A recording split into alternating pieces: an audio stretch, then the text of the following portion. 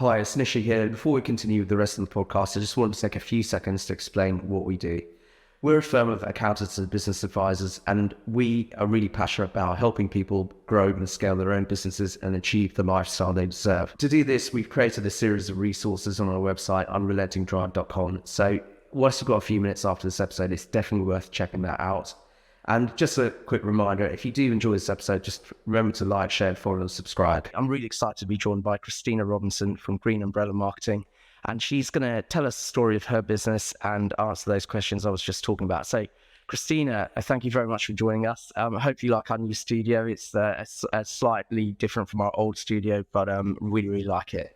No, love it. Love the development. It's cool. It's really good to see. Not enough people invest in stuff like this, so it's great to see a business doing it. Yeah, you know what? Like, I was using Restream and I was doing really quick live videos, and they were taking about 5 or 10 minutes. And eventually, I got to a point where I was doing like a live video every day, and then we're getting like a good lead every single week. And I thought, you know what would happen if we actually invested in this? So I think that's what I've learned about. One of the things I've learned about business, like, find something that's working, like double down on it. Don't try lots and lots of different ideas. But I mean, this is your area of expertise. So if you could just let us know a bit about what Green Umbrella do. Yeah, so we are a digital marketing agency specialising in social media for independent businesses. Business has been around for 13 years. Yeah. So we've seen some changes over the time, seen some different trends happen, that kind of stuff. See social media platforms come and crash and burn. Like I say, lots and lots of different things. We do a lot of work within the recruitment industry, but also with, like I said, local independent businesses as well. We'll do your social media for you, but we also do lots of coaching, training, mentorship, and everything you need to market your business online. That's absolutely amazing. One thing I'm always impressed with is the volume of content you create. Sometimes it's just unimaginable you got a team, haven't you? Absolutely, yeah. It's even for us, like creating that volume of content. It's all really unique. A lot of it's really original as well. It's you follow the trends and then come to your own conclusions and done your own testing, and it makes I think you must work like 100-hour weeks, right? Do you know what? That's the perception. But this is the thing with a really good content strategy. You don't have to be a slave to content. You can create a couple of core pieces of content that you can then repurpose, break down, keep up to date. You can do so much when you produce. Don't approach it as content creation. Approach it as asset creation. Okay. So if you think like your house would be an asset, yeah, right. So every couple of years you're gonna touch up the gloss. Yeah. You might build on it, have an extension built. There's things you do to maintain that asset. It's the same thing with your content. So people think I'm like, oh my God, she's producing so much. Realistically, I produce one blog a week. We do one live stream a week. Outside of that, we just do stuff as we go. And then I guess like you could create a blog and then turn it into like 50 videos somehow. We look at Google Analytics. Oh my God, loads that blog's had loads of hits. Okay, what's the blog? Let's do a video on that. Yeah, we're starting to learn a bit about that with YouTube now, because before I'd spend like 3 minutes preparing for a video, and then like I guess like the key to success is the element of surprise. So I just surprise myself, and like I'd hit the play button probably before I was ready, or the record button before I was ready, and then I'd kind of have to wing it. But actually, like, once we've actually sat down and thought about, okay, what are people searching for? What are experts in our industry, as well as us talking about, what kind of topics are important to our key clients. We've started. I mean, I think while we're filming this, we've got 143 subscribers, but we were at about 104 subscribers for like I know it's a small number, but for years, because we never invested in YouTube, we got like thousands of people on LinkedIn, thousands of people connected on Facebook, because they were always our main platforms. But then with YouTube, because we never really invested in that, and then as soon as we started creating optimized videos, and then getting proper cameras in and focusing on the quality of the content, it just we started like having 2 subscribers a day, or like adding up, and it makes a huge difference. So I think maybe, like, my only regret is I didn't listen to you like maybe about 3 or 4 years ago. But this is the thing, where focus goes, energy flows. that's it. So you focused on the video, you've invested in it, you've stayed consistent. And yeah, there are those tumbleweed moments where you're thinking, like, is it really worth the effort? Like, is it worth the hassle? That, it's fine us sitting here chatting now, but now someone's got to edit the video, get it optimized, upload it, do the captions, and then we've got to strip the audio, release out the podcast, do the show notes, all that. And you think, like, is it worth all the effort? But it's that, have you seen that image of someone kind of like digging in a cave and they've given up and they're just like, 3 foot from gold? Yeah, I think. Yeah, it's kind of like all the time people go, well, I stopped, I gave up because nothing was happening. And I'm like, yeah, but you just have to keep going. You have to go through those tumbleweed moments where you feel like no one's paying attention, because we can only measure it on the follows and the likes and the comments. What we can't, okay, we can measure it on the views as well, where YouTube's concerned. But if you think you're marketing as a whole, you never really know who's watching, who's listening. You never know who's coming back for your content, who's seeing it.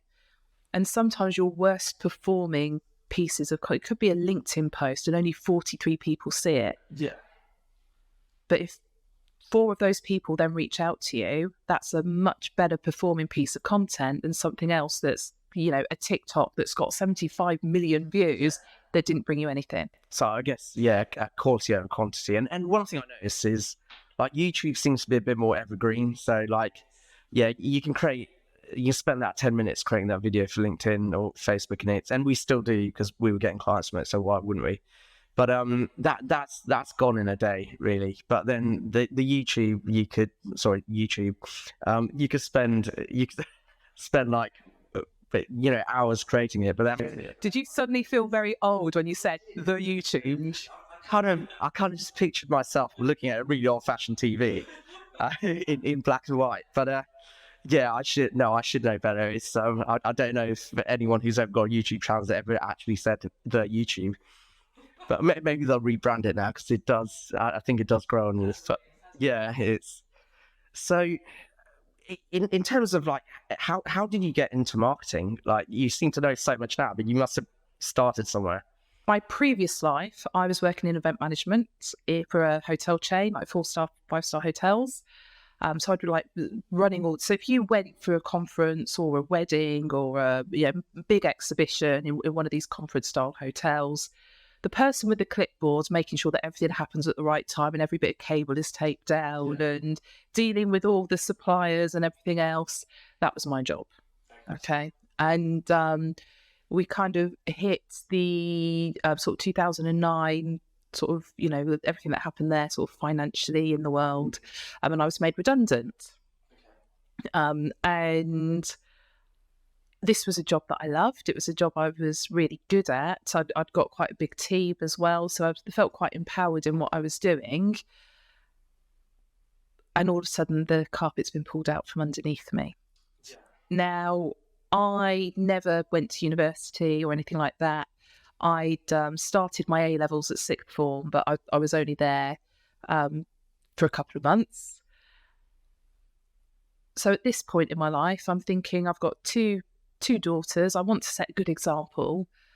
I'm going to go back to university as a mature student, get the degree, because then they've got 2 parents that got degrees, and that's the done thing. Exactly. What will I do a degree in? Well, I know event management, so let's do a degree in that. Started that degree and absolutely frigging hated it. It was awful, because I'd got all this practical industry knowledge, and what was being taught was very theoretical, and I disagreed with a lot of what was being shared. Yeah. And so yeah, that didn't last very long either. So I sort of did about 18 months, 2 years of that, and unfortunately didn't finish. And part of the reason I didn't finish was I'd had a spinal injury. Um, so yeah, so that was tough. But as much as I hated that experience, there was one little bit that I did quite enjoy. We'd had this project working with a local charity, running an event for them. We needed to do all the marketing around it. Now, when I go back to the days in hospitality and event management, like I've got a very young team, as you would imagine, waiters, waitresses, that kind of stuff. Yeah. They would all be on the Facebooks. Yes, and I'd be like, you idiot, why are you wasting your time on that crap? Like, what is this about? Like, you're literally just putting pictures of yourself up on there. What is this? Yeah. So I was quite anti social media, but in doing this one module, it suddenly opened up the possibilities. We'd got this brand new business, well, brand new charity running its very first event. It has no brand awareness locally, nationally, nothing. There's no real. There was one advocate for the charity, but they, although they were well known in that they were an MP, but they weren't a prominent MP, let's say. Okay, so this isn't something that's got people's names behind that you can leverage. But we were able to fill an event with just short of 500 people using the power of social media. So I kind of, I drop out of university, all that kind of stuff, thinking, like seriously, what the hell am I going to do now? Maybe I could do a bit of social media for local businesses, use what I did, what I learned there, and actually, because it turned out I was quite good at it as well, coming up with the ideas, that kind of thing. So did a bit of research, as any new business owner or anyone with a new business idea should do your research. Yeah. Does this exist already? Is there a call for it, etc., etc.? And I happened to find a little business, like literally 5-10 minutes from my home, Green Umbrella, doing exactly what my bright idea was. And within a week, I'd sort of followed them on their social media channels. Within a week, I'd seen an advert for a freelancer role. Had a conversation, been taken on, started that. 6 months later, I'm full-time on payroll, basically second in command in the business. Yeah. So that was in 2013. And in 2019, we went through a management buyout, and I want to say I became the proud owner of Green Umbrella Marketing, but I actually just became really, really poor and like ate beans on toast for a year. That's kind of what happened. But yeah, it's like I say, I took it on 100%. We did, the founder exited on the day. We didn't do an earn out period or anything like that. A year later, we hit a global pandemic, and I just smiled my way through it, and here we are now.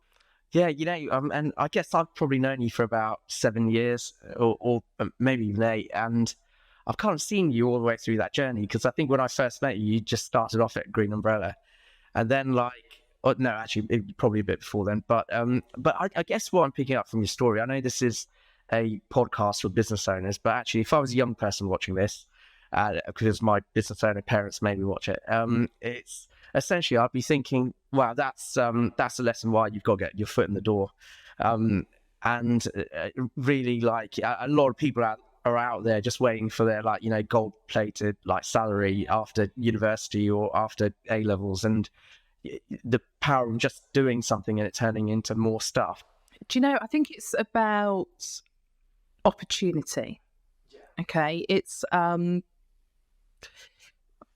It sounds a grand story and inspirational and all that kind of stuff, okay? But it's the person I was at the point where I was thinking, okay, what if I just start doing social media for people? I was in a desperate place. I was, at best, I always say average was the best I thought I could be. I had no self-belief beyond that. I'd grown up in quite a violent, abusive household that had, the reason I dropped out of school at 16 was because I left home.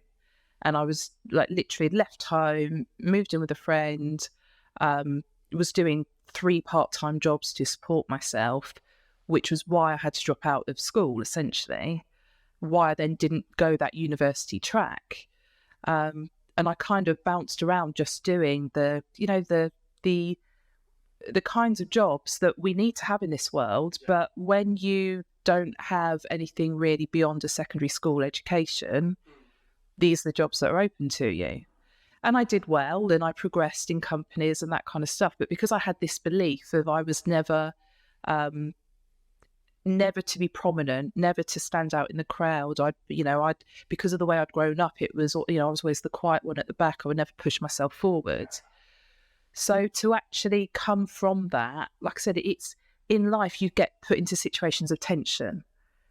When I was made redundant, that was a situation of tension. Like, what the hell am I going to do? Okay, let me go and do this hard thing now, which was the degree. I had the injury. I think that's roughly when we met, around that time. Oh no, it was after that we met. If you'd have seen me then, there were times I'd take the girls shopping in Milton Keynes and I'd be walking around with 2 walking sticks. It was, it wasn't just I've got a bit of a slip disc and a bad back. There were times I was literally unable to move. Are you fully recovered now? Yeah, thankfully 2016 I had surgery, and just game changer.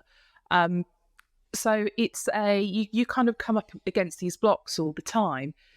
When I was first asked, when I was first given the opportunity, the founder said to me, we were talking about exit strategies and that kind of thing, what would happen to the business if she were to exit. She'd sold a business previously, and she didn't have... It was a recruitment business, yeah, and she didn't have a great experience, and she didn't want to go through that again. She would want to do an MBO, management buyout. And I remember us walking, and she said, do you think you'd be interested in buying? And I said yes. Yeah. And in my head, I was like, what the is wrong with you? Like, who am I? Like, I can't do that. I can't run a business. Like, this is like, I don't do things like that. I'm not that person. Yeah. She had belief in me. She could see what I was capable of. Yeah.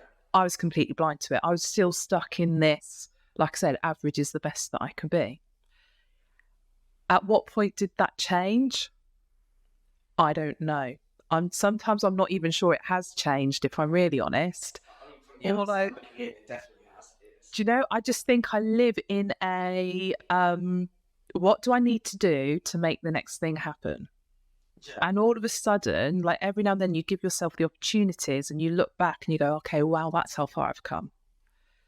Yeah, it is amazing, because like, I think every time I see you, like, as the months go by, I mean, I guess I see you all the time on social media, because you are just, I guess you own social media. This is what people keep saying, Christina, you're omnipresent. I'm like, really? Because I worry all the time I'm not practicing what I preach. So, and that's one thing I never want to be guilty of. Yeah, I kind of, like, what? This might just be an insecurity of mine, but I'm like, I wonder, why don't my friends get in touch with me more? And then I'm thinking, but they're always seeing me on social media. And like, they're always like mentioning, hey, I saw you on this, or saying, like, when I say get in touch, like to go out or something. And maybe like if you're on social media enough, people just have enough of you that they don't actually want to see you in person. Or maybe there is or maybe it's just me, but it's... Do you know, sometimes there's a perception though, okay? Perception and reality are very, very, very, very different. There is a quote, and I absolutely bloody love it, and I always butcher it. Always, always, always butcher it. It's a guy called Jeff Mask. He's a business mentor, essentially, over in the States, coach mentor in the States. And he says it's never as good on the outside as it feels on the inside. Yeah. Basically, right, let me do it in my words, right? We get really stressed sometimes. We think life's a bit shit. On the outside, it still looks amazing, okay? But other people, the perception they have is like, we're amazing, we're doing fantastic things, and the reality is it ain't as good as that. And is that because they're not pushing themselves? I think sometimes it's just we all have our view of the world, right? So it's what we see. So, I arrived today and you're like, oh my God, you're doing amazing things. You're in London, and I'm like, am I? because you see that stuff. You don't see me rushing my daughter to college this morning because she missed the bus, and doing my call on the way back, having a go at one of the team because they didn't do something the way I wanted to do it. And, just like I've sort of, I was late for this by about 10 minutes because I was on a call with a new business partner sorting something out. And it's like, and this is all stuff we were supposed to deal with on a meeting yesterday, and we haven't. And nobody sees that part of it. They just see the Instagrammable stuff.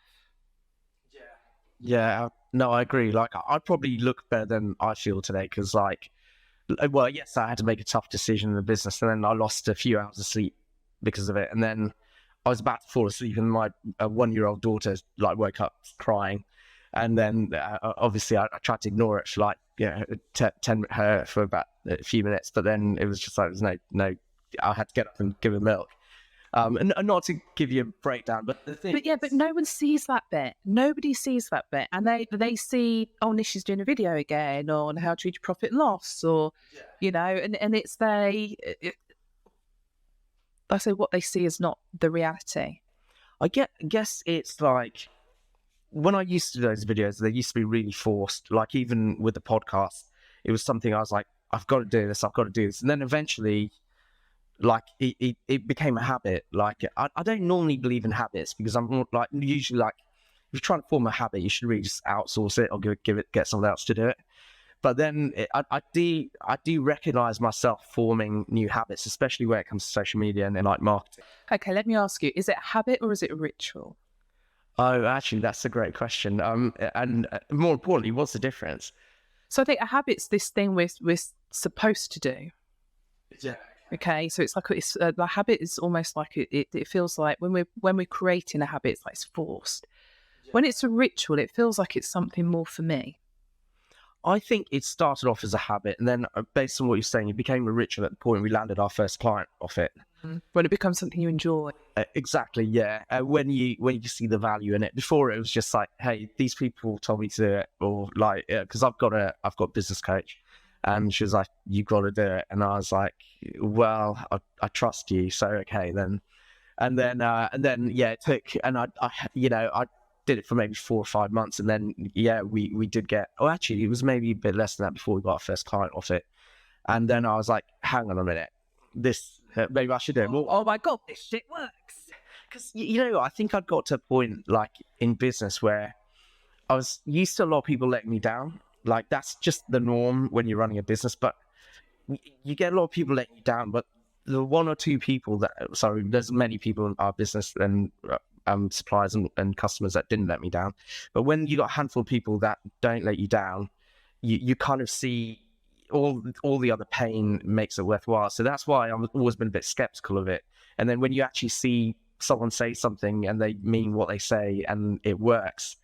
It kind of reaffirms your belief in business as well, because I guess business is just one big journey of faith. Like build it and they will come. It is, but I think there's another thing here that I think is really important. Is you've kind of touched on it a couple of times.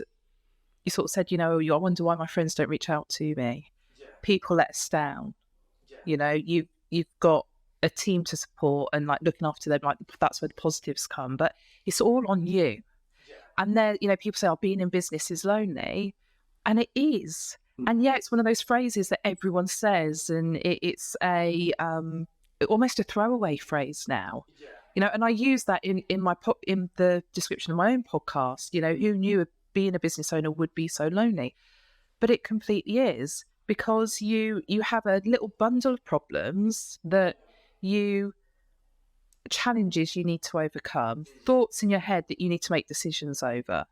Some of them are pressing, some of them are you really need to think through because that's what's going to get you through the next level of growth. But your mates that you would have hung out with before, they've got issues on a different level. So you can't talk to them about that stuff. You can't talk, like, I believe in being transparent with your team, but you can't be transparent about every little thing. Hi everyone, you're listening to the Unrelenting Drive podcast. Before we get into today's episode, I just wanted to let you know I started this podcast because over the years I've had hundreds of the most inspiring conversations of my life with small business owners, and they really helped me grow and scale my own business and get my mindset right even when times were really tough. I wanted to capture those conversations and make them available to other small business owners who are following in my footsteps. And I've just got a small request. If you enjoy this episode, if you find it really inspiring, if you find it helps you in your own business, then please just like it and subscribe to our YouTube channel.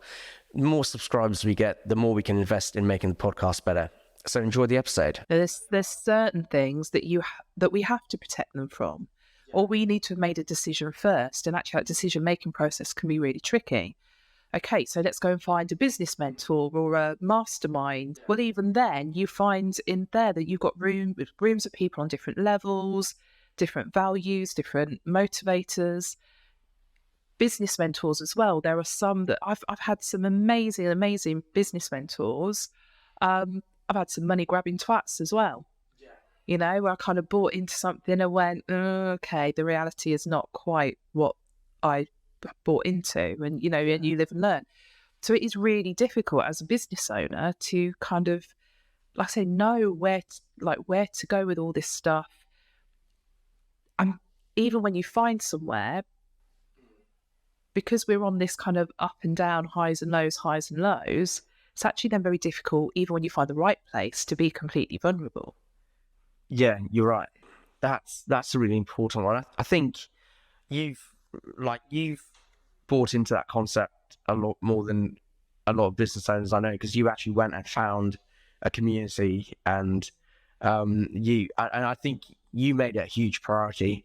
And you know, I do believe in that saying, you're only an average of the 5 people you surround yourself by. But I think there's got to be the caveat, like, people are better and worse in different areas. So because people would be like, why would, from a mathematical point of view, why would the person at the very top hang out with the others? But they've all got strengths in other areas that person at the top of that group doesn't. And then I guess they're not at the top of the group. They're just, so yeah, I think I've been, when you've got negative people in your life, you've got to try and limit your exposure to them. I did a really good video on how to deal with energy vampires, because I was watching a video by a Hindu monk called Dandapani, and he's just like, okay, this, like, you firstly, if you got an energy vampire, you got to figure out what kind of energy vampire they are.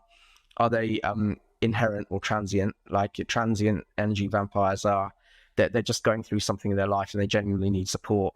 And if they're transient, you do need to help them. But then if they're inherent, that means it's doesn't matter what amount of support you give them, they'll still come and drain you. And Dandapani is amazing, and that's why I did this video on him. And he was like, so if you've got an inherent energy vampire, the only way you can defeat them is by giving them a task to do before the next time they come see you. And I've learned this over the years. It's just like, hey, yeah, let's catch up, but first, you mind just doing that thing? And then next time we want to catch up is, but maybe I shouldn't say it, because everyone will know. Yeah, exactly. But you know, I think one of the best pieces of advice I was ever given is, like, because I know you're the same, because we know each other personally. We've had these kinds of conversations before. But I'll end up on a call with someone, and I know you do it as well. They're not even a client, and actually in that conversation, you realise they're not really a prospect either. No. But they're just a nice person. You want to help them. So you give them that bit of advice, or you offer them something, right? You say, oh yeah, well, I'll help you. I'm at an event. I'm like, do you know what? Just give me a call, and then let's jump on a call and let's do this. And I would then follow up with them because I'd made a promise to you that I would give you my time, and I want to fulfill that promise, because that's one of my values. I don't lie. You know, if I say I'm going to do something, I do it.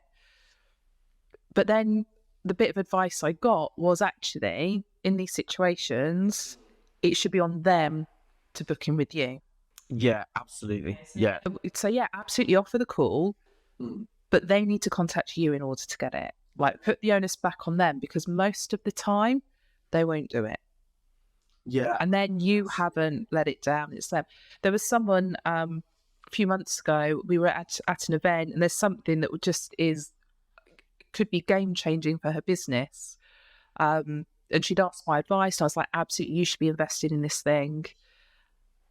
but financially, it was going to, it's going to be a bit of a struggle. And I sort of said, look, you can't get yourself into debt over this, but if you're going to do it, I will help you get that cash back. We can get that cash back into your business in the next 6 to 8 weeks. I said, I'll do 4 calls with you free of charge. If you choose to sign up, then I'm another attendee, but it's something that I've done previously. I know her business, and the two just marry up perfectly. I said, if you choose to do it, I'll do 4 calls with you between now and another point in time, and we'll make sure you get that money back in your business. Oh, Christina, I'm so grateful, so grateful. I said, the only caveat is you have to book the first call, and you don't get the next call until you've done your homework. Okay. She's only ever done 1 call. Yeah. And that's like 6 months ago. It is, I notice that a lot with business owners, and I don't judge them for it. It's just, but I kind of, when you think about the stats on, how many businesses don't make it, like I think the last time I saw one, it was in Forbes, and it was about 36% of businesses make it into their 11th year. So, but I know there's loads of others floating around. Yeah, I saw a stat literally last week. I was at an event, and funny enough, it was an accountant that was speaking at this event. I was at Metrobank in London, and I think the stat was 1 in 4, basically 1 in 4 businesses fail in the first 12 months. But businesses with a mentor, businesses that use mentor services, essentially have increased their survival, if you like, by 30%. Well, yeah, that's really powerful. Yeah. Just by having that external, and this is the thing, we look at investing in coaches, investing in mentors, that kind of thing. Yeah. A mentor has been there and done it, yeah, which means they know where every pothole is, and therefore you're never going to hit one, in theory. Yeah, unless you haven't listened, which is on you, not on them. Yeah, you know what? When you're saying that, like, I've done a couple of videos really recently on an investment mindset in business, because I think when people talk about investment, they think about like Warren Buffett, like buying loads of shares. But I would argue Warren Buffett is a business owner. Well, I mean, Berkshire Hathaway is a huge company, and it's what they do. They trade, but I guess people just picture like the stock market, and I don't think your average business owner pictures investment being related to small business. No, they certainly don't look at it as looking at it being something they do for themselves either.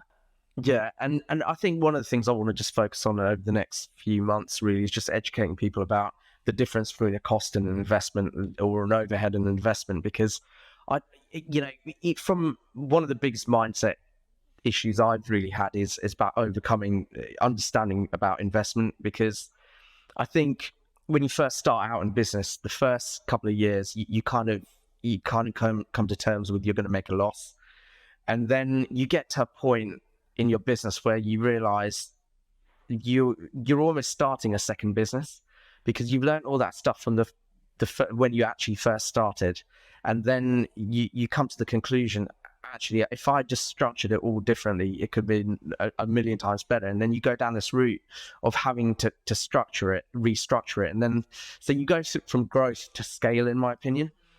And when you go from growth to scale, it's sometimes, I think people overlook, because this is definitely something I overlooked, is you have to end up with a startup mindset all over again. And when you've got that startup mindset, you've got to be willing to make a little bit of a loss, obviously spend money wisely, but you've got to reinvest money into changing that structure and getting your dream business. But I think as well, we have to understand that business is this living, breathing thing. Yeah. So every 2 or 3 years, it kind of needs to, it's almost like a rebirthing. Yeah, like a snake sliding out of its skin. Yeah, I mean, I was going more for like the butterfly cocoon thing. Like, I think mine's a bit, yeah. Well, I think that's a very valid point. What would you say? I think I've seen your mindset journey over the years, and you kind of spoke about the earlier bits, and then I think it was probably about 2 years ago, you kind of found this group that kind of understands you, And from this is just the outside looking in, but maybe it's not as simple as that. But where do you think you are in terms of the mindset? Are you in a place where you could improve it, or you just do you think you're the finished product? Oh, definitely not the finished product. I am definitely way ahead of where I was. There are so many different elements to mindset. Okay, so I think I always had a growth mindset, but then my emotional intelligence was way behind. So then, I've done a lot of work in terms of, that side of things as well. Money mindset, literally just so many people. My money mindset is something I think I'll continually be working on because of the way I grew up, issues I had in my sort of late teens, early 20s. It's when you've stood in the supermarket with your toddler, looking at the reduced shelf, and you've got like 60 odd pence in your hand, and that's all you've got, and you're thinking, okay, there's like two things on this shelf, I can buy one or the other. When you go from that to, like I said, I was about 22, 23 at that point, so 20 years later, to living a life where, don't get me wrong, I ain't rolling in it, not at all. But if I want to go out for dinner, I can go out for dinner. Yeah. If I wanted to pay for the person shopping in front of me at the supermarket, I could do that. And I have done that, and honestly, I have done that, so it's that, the money mindset, that shift has been probably one of the biggest lessons for me. Being able to see something and go, no, it's just something ridiculous. Like when I've been interviewed on podcasts before, I've told this story, being in Bicester Village in Alexander McQueen, and there's this handbag that I absolutely love. And, it's like, it's got a price ticket on it. And then I'm like looking at it going, I can actually afford that. And I'm like, leave the shop. And I'm like 2-3 times I go back into Alexander McQueen going like, no, I can't. I better not. I can't. And then going, it's that shift in money mindset. And now I'm finding once again, I'm needing to kind of make another shift.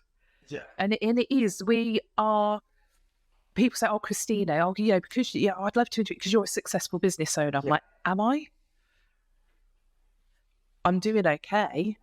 I guess it's and it is that kind of like, how do we measure our success? But like I said, for me, from the mindset piece, it really is, I will always be the farmer's daughter that grew up in, North Oxfordshire. I didn't go into London until I was like, the first time I was in London, I was about 18. I didn't get on an airplane until I was 32. Oh. It's like, I don't think I even really had a passport much before that. So it's like this little tiny world I grew up in, very sheltered world, meant that my mindset was very small. Now it's like wide open, so it is that, I think it's the open-mindedness, the self-awareness that comes with actually, okay, I need to do some work there. Okay, I need to do some work there is really, really important.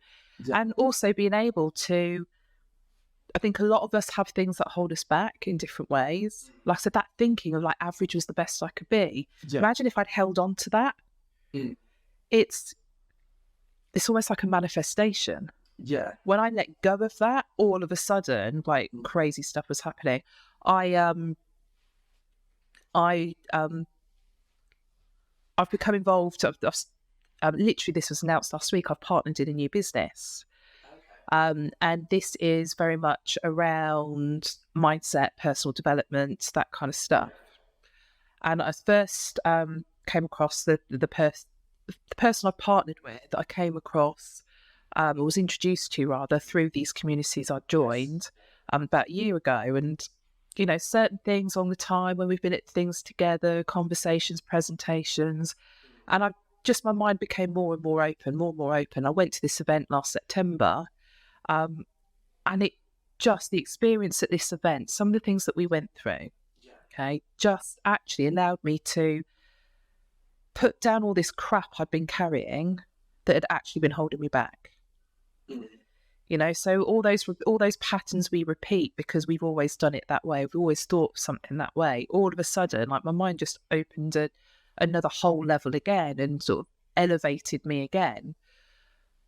But in doing that, I wasn't really doing any of my day-to-day stuff any differently. But all of a sudden, there's contracts we're winning that I never thought we would win. We've got, you know, I mean, December 2022 got embarrassing. It was like, you know, you have all these Christmas events, right? It's like every event I went to, I was like coming home with another reward. And it's like to the point where I was like, oh my, I can't share this one on social media because it's like, this is like 4 weeks straight now, just like consistently all this stuff. People are now making jokes about it, you know? Maybe, yeah. I just get the markout designer to just edit the images, right? But it is you know, you said that you are the sum of the people you hang around with. Yes. So I joined a few communities, and there were, you know, you attract people with similar values. This is why we've always got on. Yes. This is why some other people can't stand us, Nishi, right? Because, you know, my list is growing. But you connect with people that think like you, that feel like you as well, and that you feel that affinity with. And for me, that's what's happened. I really have ended up with a core of people now who, I say, you know, driving back after dropping my daughter off at college, I rode one of these people, and I was like, I've got nothing to talk about, but I'm driving back, and I just thought if you'd be around for a chat, and we ended up having a conversation, and we've just like, you know, there's a solution to something that I've shared, that there's an issue I'm having, and I've kind of got a solution to it. But these are people that they're your cheerleaders. They will support you. They will, when you're being unreasonable, they'll frigging tell you. That's really important, because I guess like business can be quite an emotionally strained thing. So you can end up making a lot of decisions based on gut feel, and unfortunately you don't always get them right, but a lot of the time you do. I think I've noticed, like, when I look at maybe like people in employment, they tend to have more people around them, and it's a lot easier for them to build that community because there's more of them. Well, their problems are more run of the mill. Yes. Their challenges are more run of the mill. Whereas I think for the people I know in business, I've had to work really hard to put them together, and because they're like ambitious, and they're not all over the places and not composed. They're all over the places, and they literally want to explore and see the world and the country and go places and do business. So I guess with, you know, the people in the community I have built, and people like us, we might not see each other as much as other people do, but when we do come together, we always seem to find a way to gravitate towards the same things and come together, and it does make a big difference. This has been amazing, like just getting into your mindset, and I think as you mentioned, we do have a lot in common. I think there's a lot in common with a lot of business owners, definitely. And one thing I just want to definitely make sure we cover in this podcast is, like, I guess you talked a lot about the mindset stuff, but what would you say the greatest challenge while you've been running Green Umbrella has been? Are you allowed to talk about it? Maybe you're not. Maybe it's the biggest challenge has definitely been finding that support network, really. Okay. Yeah, it really was. It took a lot of investment. Yes. You know, it really did, to find the right people, but it has 100% been worth it. Yeah. I'm now, so, you know, 4 years into, well, this April will be 4 years since I bought the business. I've kind of gone from being, I really appreciate the people that were with me as I was going through the process of buying it, at the time of buying it. But my circle then was very small. Yeah. And whereas now my circle's much wider and there's people in it that are running, there's one guy, his business is worth over 150 million. He's operating on a global scale. He's the chairman of the business. So I talk to him about things. The conversation I would have with him over an issue is very different to the conversation I would have with you over an issue, perhaps, because, we're, with the businesses that we've got, the teams we've got in comparison, there is no comparison, right? So the challenge for me really was finding those people, because otherwise I was in an echo chamber. And when you're in an echo chamber, your progress is very, very slow. People give you the same advice you give yourself. Yeah. I guess to some extent, yeah. And no, I do understand that. It's I've always been on the search for a mentor, and maybe I need to search a bit harder. But and also then, like, just moving on from that, what would be that one bit of advice where you'd give a business owner who's maybe just been running their business for like a year or just at the beginning of their business? What could they do differently to just really achieve the results that will get them to the next level? I would look at who else is around at the minute that is, whether they're within what you're doing or they're just the kind of business leader you want to be. Okay, so you see yourself as a business owner, find someone who sees themselves as a business owner, but maybe the next level up. If you see yourself as the entrepreneur, go and find someone that sees themselves as an entrepreneur, but the next level up. And really, like I say, study them, take them for coffee, learn from them, understand them. Take what you want and leave the rest. Don't try and be a carbon copy, because that won't align with you. Be you. 100% be you, back you. When I talk to people from a marketing perspective, when we figure out what it is that's actually holding them back from getting the results, I think the reason I'm so passionate about mindset is, I have clients that won't post a video. They won't have a podcast because, well, who am I? Why would anyone want to listen to me?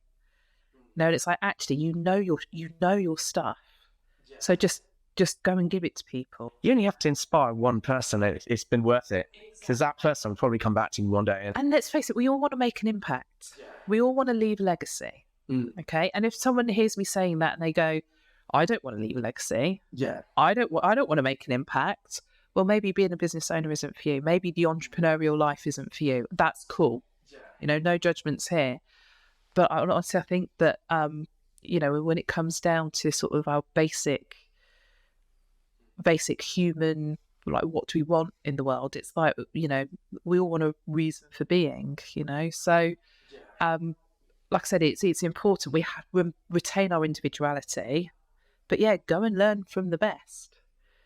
I've met some pretty cool people, some, household names, shall we say, that kind of thing in the entrepreneurial world, and had conversations with them, and they've said stuff that's been like, I've been like, oh my God, that's like, I really need to retain that. And other things that I've just gone, is that it? Is that all you got? Do you ever get a bit starstruck? Like, you just like frozen there because it person's so famous? Funny that's not. Probably, no, so when I met Stephen Bartlett the first time, so I've met him a few times now. When I very first met him, it was like I'd got like this top level ticket at this event, and you got photos with people involved. So it's like, okay, if everyone could come to this room now, and he's in there because he was like headline speaker, and he's in there. They've got us all queued up. So the idea is you go and you stand there and you pose and you have your photo. You can say hello, and it's like you got 23 and a half seconds, and then you got to fuck off because it's the next. Did they say hello back? Well, yeah, they do. But what happened was he was really friendly, and then he's like, "Oh, what's your business?" And I told him, and I specialise in recruitment marketing. And he's like, "Oh, that's really interesting." And he starts talking to me about employer branding, and we end up having this conversation. And he's talking to me, and he's asking me stuff, and he's like, "I'm actually working on something at the minute. Do you like who would you recommend for this?" And blah blah. And I'm like, "Really?" So we're having this very organic, normal conversation, like you and I would have. And then his, his PR manager, whatever, that was there at the event was like, "Stephen, we need to move on." So, I don't really get I don't really get starstruck now, but again, that's probably the elevation in my mindset. Whereas, yeah, previously I probably would have got flushed and like, hello, Mr. Bartlett. Yeah. But yeah, it's like I said, it's elevating who you are, having that self-confidence. I would not be where I am if I hadn't shown up and backed myself. Yeah, and I guess they can sense it in you, and I can sense it in you, and it makes a lot of sense. Christina, thank you for so much for joining us on this podcast. I think the people listening in I'm definitely inspired. I'm going to just follow you at your next event, but not in a creepy way. But It's Saturday in Langley. If you want to come. Yeah, so yeah, there's definitely a lot I've learned there. I'm sure the listeners have. So thank you for joining us. And would you like to say anything before we sign off? No, just thanks for having me. It's been absolutely amazing. If anyone wants to reach out, LinkedIn's probably the best place, or Instagram's Christina_talks, Christina Talks podcast. So yeah, just DM Nishi and give you my details. Get 1,000 DMs there. And thank you very much. You've been listening to the Unrelenting Drive podcast, and I will see you at the next one.